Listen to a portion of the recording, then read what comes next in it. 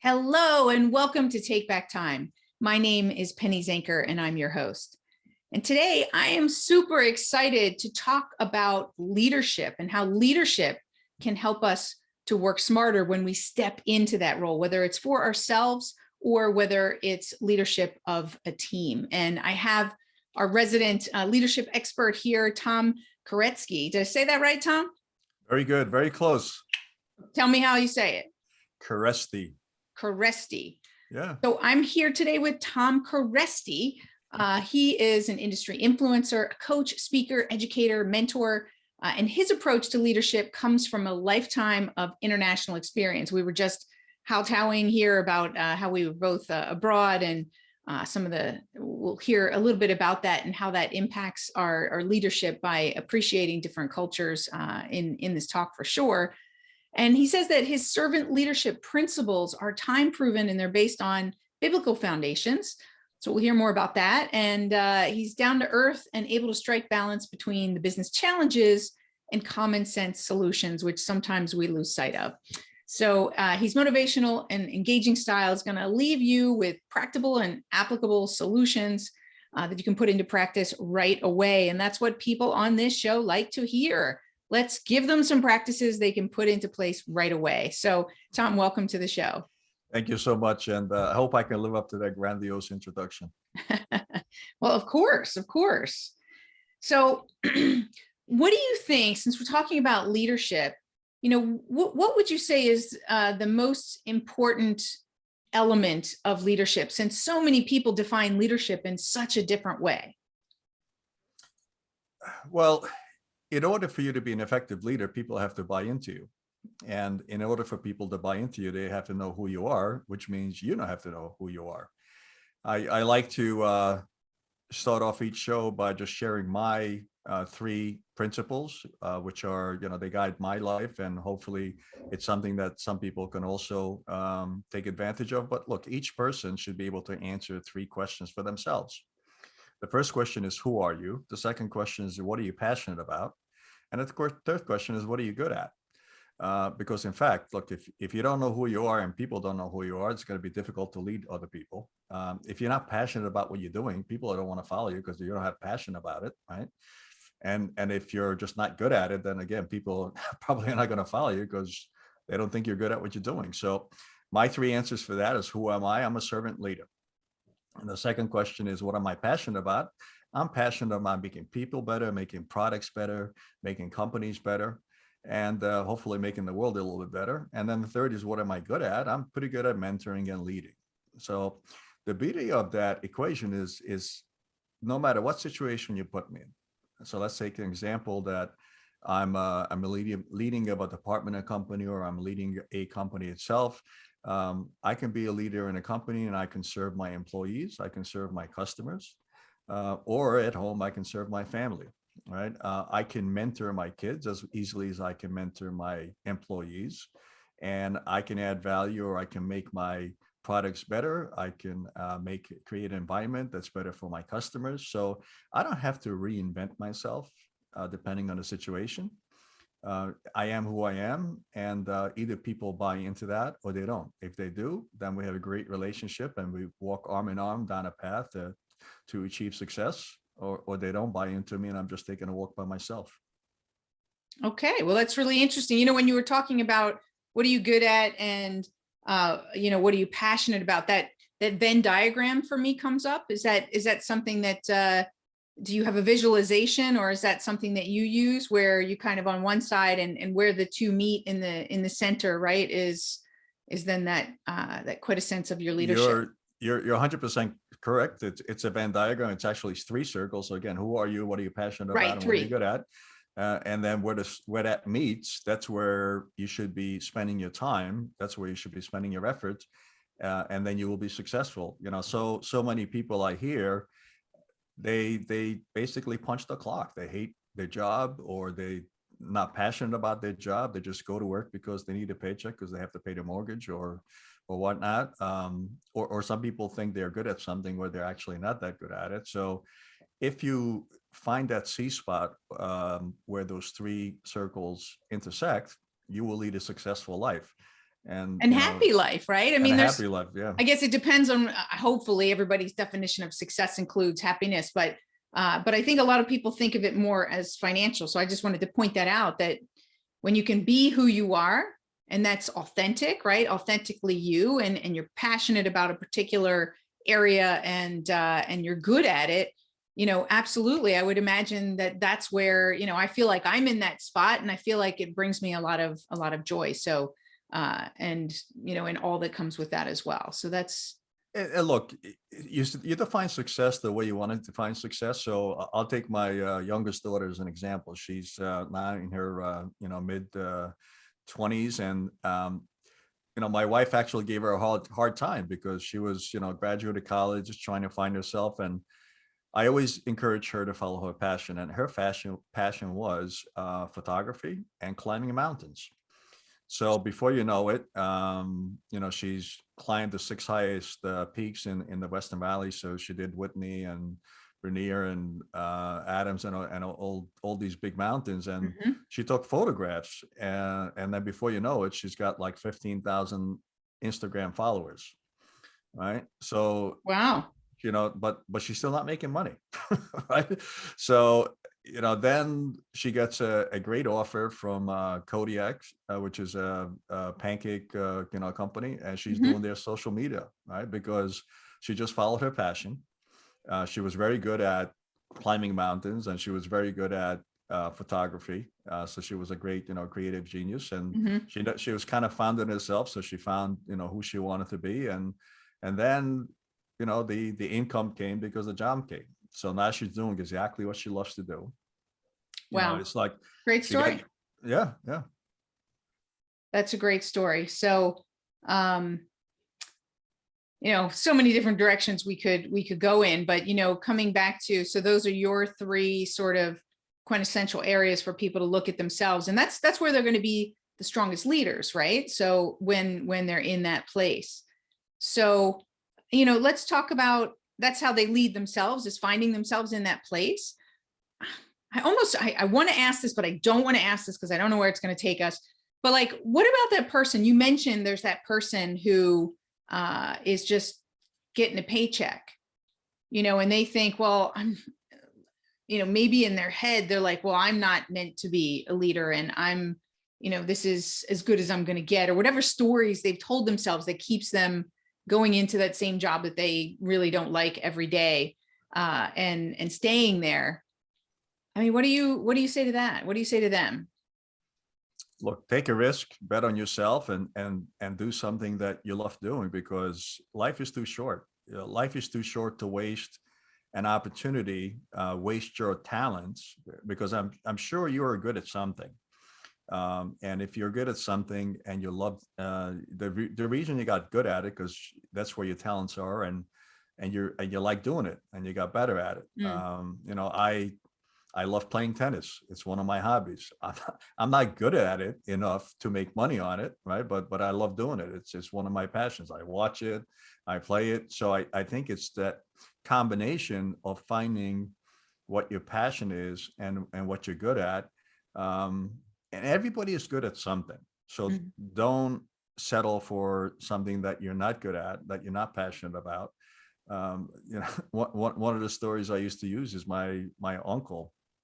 And I was born in Budapest, Hungary, as a kid, and I used to go down to my uncle's farm all the time. And in Eastern Europe, it's fairly common in the winter months, like January, February, to slaughter animals because they don't have really good refrigeration, and everybody's got these small little collective farms. So they raise pigs and they slaughter pigs, and then you've got ham and sausage and for the rest of the year. So as a kid, I was growing up, and I used to go to my uncle's farm, and I never had any respect for my uncle because I thought this guy was a bumbling idiot. He kind of cursed a lot and he mumbled a lot. I never understood what he said. He smoked these unfiltered cigarettes, and I just never had a lot of respect for him. And then one of my first expat assignments, they sent me over to Hungary to start up Fortune 100 company's local subsidiary. And the family was like, I was the prodigal son that returned back home. So they threw a party in my honor, and, they decided to slaughter a pig in my honor. And I went out to the farm, And by 7 a.m., my uncle's on to the second animal, right? So, and literally in 2.5 to 3 hours, my uncle with a single very sharp knife had a 300 kilos, is about 500-pound animal, totally dissected, packaged, and done, and everything that was wasted fit in a little paper bag. So look, I never had any respect for my uncle up until that point. But when I saw him at something that I was passionate about and something he was good at, Right. my respect for him grew by 1,000-fold, right? Because he was doing what he loves to do, and he was doing something he was very good at. So to all your audience, if you're wasting your life in something you hate to do, just look, take a risk, walk away from it, and do something that you love, and you will be compensated for it.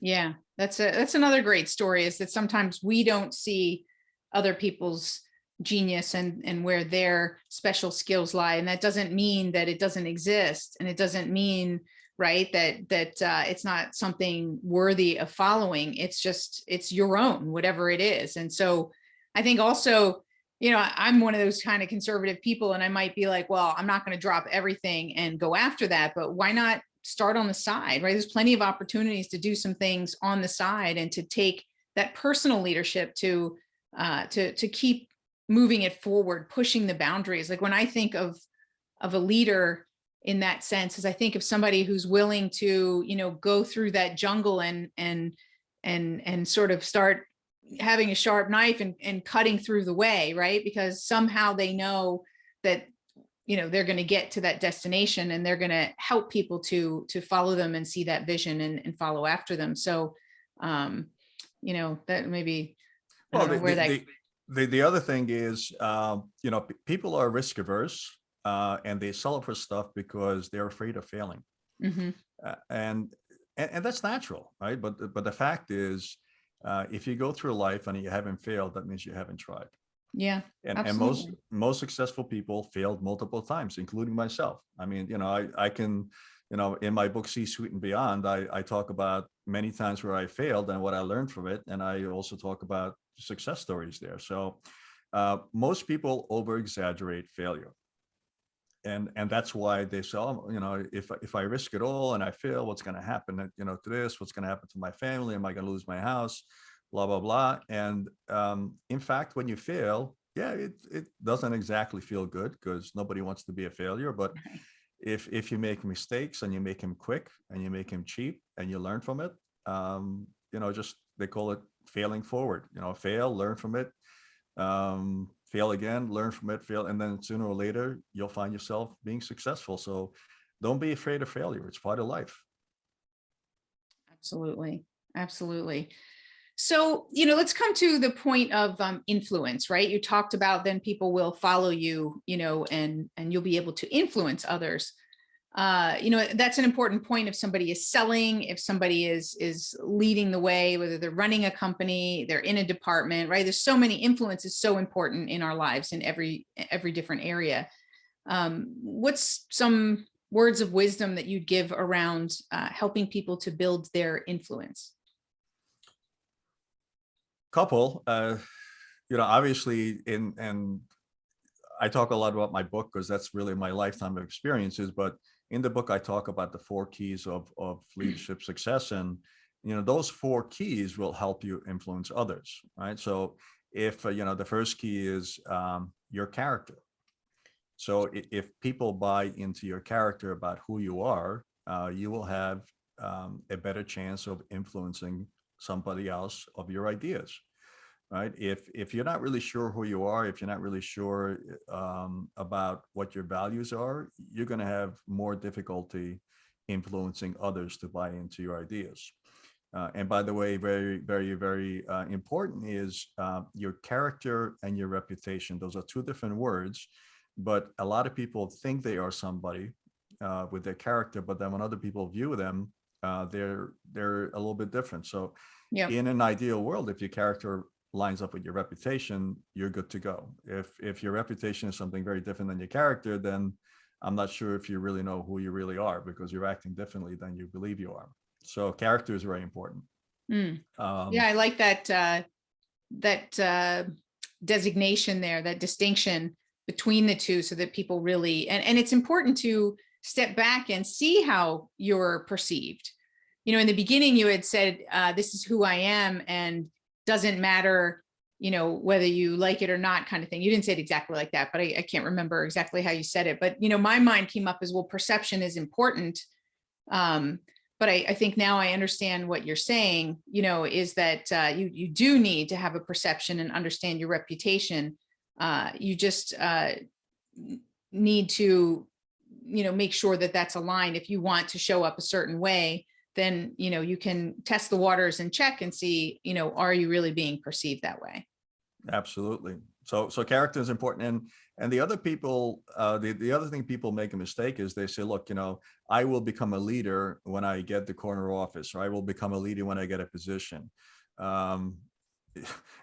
We were doing an acquisition a number of years ago, and we had a number of individuals that walked into the room, and you know, everybody kind of took their business cards out, and, you know, this guy's a vice president of this, and, you know, marketing, this guy's a vice president of that. And, you know, I had a business card too, you know, so I handed my card out, and this guy in the room doesn't have a business card, right? So we sit down and start discussing, and probably about 20 minutes into it, it's clear, crystal clear to me, that if anything's going to happen with this acquisition, is going to go through Mike. Mike is the decision maker. He's the influencer, and he's the one guy that didn't hand out a card, right? So it's not so much about a title. It's really about how you conduct yourself, and you become a leader. You know, you don't have to be in a corner office. You could be in the middle office, or you maybe just have a cubicle. Yep. But it doesn't mean you cannot be a leader. People will still buy into you because how you act, you know, what your words are, what your thought patterns are, and you can influence others to follow you.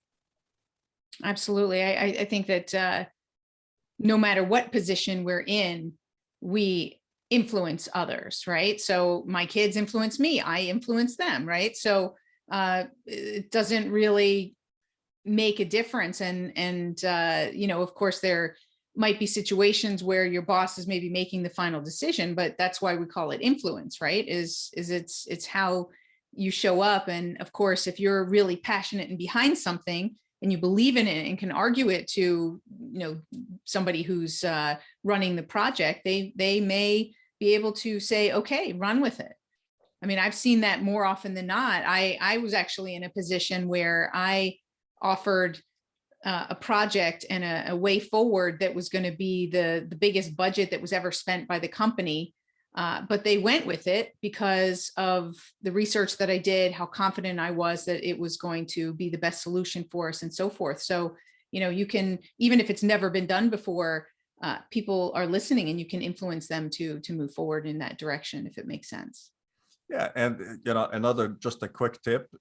This is something that anytime two people have a conversation, or maybe you're a salesperson sitting across from the purchasing individual, and you're trying to sell them a product. Anytime you have a discussion between two people, there are three questions each person asks themselves. And the first question is, do you care for me? The second question is, can you help me? And the third question is, can I trust you? So if you imagine a transaction between a salesperson and a purchasing person, right?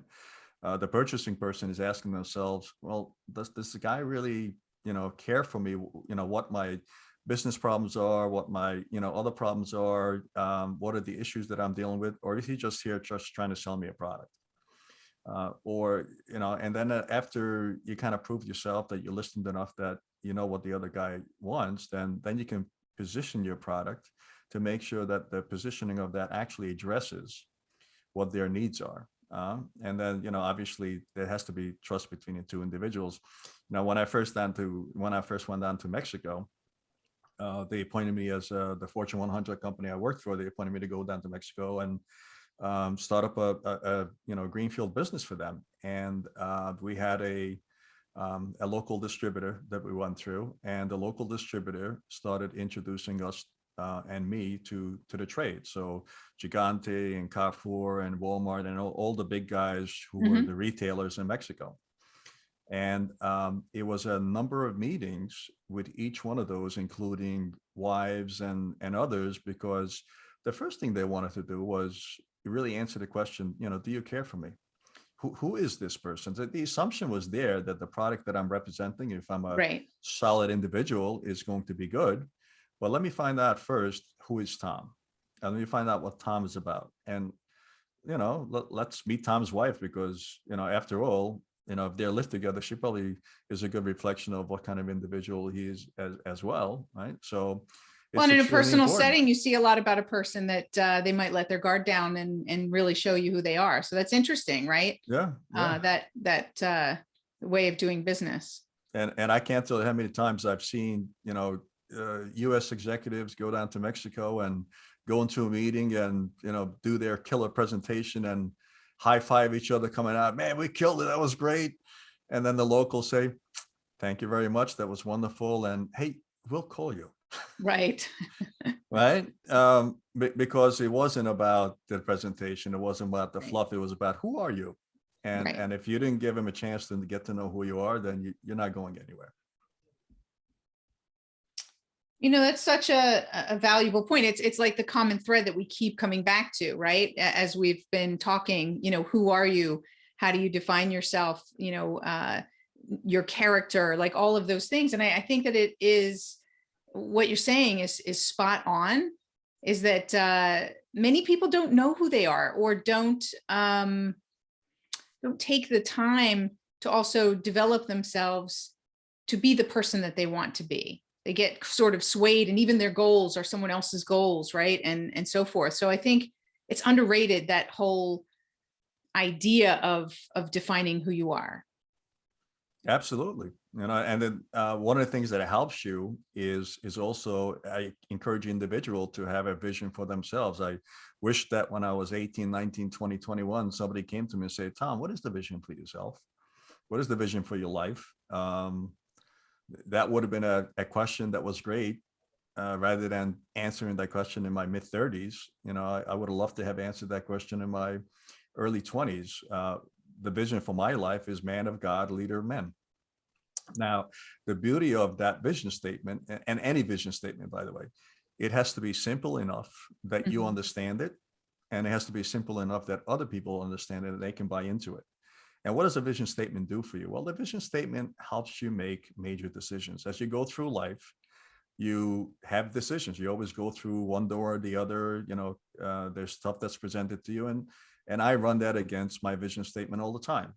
Right. So when I was in Eastern Europe, I got a lot of offers to lead tobacco and liquor companies. And I kind of ran it against the vision statement. I said, it's probably a very good job opportunity, but I'm going to pass.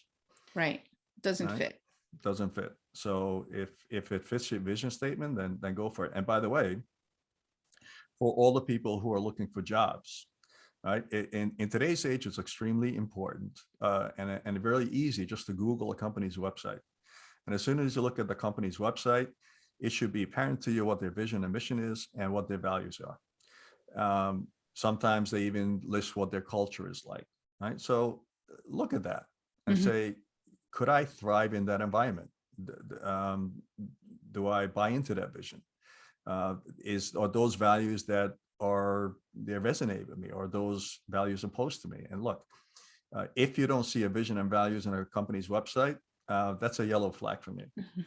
And for each individual, when they run those visions and values against their own, then if there's no conflict, please go take the interview, and you'll probably thrive in that environment. But if it doesn't feel right, don't take the job. Don't even take the interview, because I guarantee you in 6 months to a year, either they're going to ask you to leave, or you're going to leave on your own because you don't fit in. That's a great point. So do you have a method for creating a personal vision statement, or does it come down to what you just said, something very simple, and easy to say and repeat and see and communicate? It's got to be easy, right? Because it has to be actionable. So that was mine. If you take companies, successful companies, you take a company like Nike, right? We unleash human potential. So it's simple enough to understand, it's simple enough to buy into, that Nike is about unleashing human potential. right? Now, Puma, which is also a successful company, theirs is, we are the fastest brand on earth. They're two very different vision statements. Mm-hmm. But guess what? Puma, the spokespeople for Puma or the endorsements of Puma are like guys like Usain Bolt, guys like Michael Schumacher. They're, the fastest people on earth, right? So it's going to define your business strategy. It's going to define the products you launch. So I don't think there's a right or wrong vision statement. It's a vision statement that fits yourself. For me, my vision statement was leader, man of God, leader of men. Well, leader of men, I was always a leadership. For some reason, I always ended up in leadership positions from the age I was 12, 13, 14 years old. Mm-hmm. Man of God came in later, and it was my early 30s. So something that evolved over time. But it's simple enough. So whatever it is, whatever your vision statement you come up with, make it simple so it works for you. It's easy for you to understand. It's easy for other people to understand so they can buy into you. Yeah, absolutely. I love it. I love it. So we're coming to the end of our time together. We could probably talk all day. I love what you're talking about here. And sorry about that. It's usually not on. So is there any final words that you wanted to share that you didn't get a chance to share while we were talking? No, your show is about taking time back. So I'll kind of get back to my original point is, look, time is all we have. So don't spend your life on something you're not passionate about. Don't spend your life on something that you don't like or you're not good at. So really, figure out who you are and where you want to go, what's your long-term vision, and just, that's where you should focus, and that's where you should spend your time, because you and I have both the same time. And there's, I hear a lot of things about time management courses and time management. You can't manage time. You and I have the 24 hours. All you can do is manage your priorities. And by the way, I don't care if you're an individual or if you're a billion-dollar organization. It's the same thing. The same thing. You just kind of say, okay, how do I spend my money and how do I spend my time?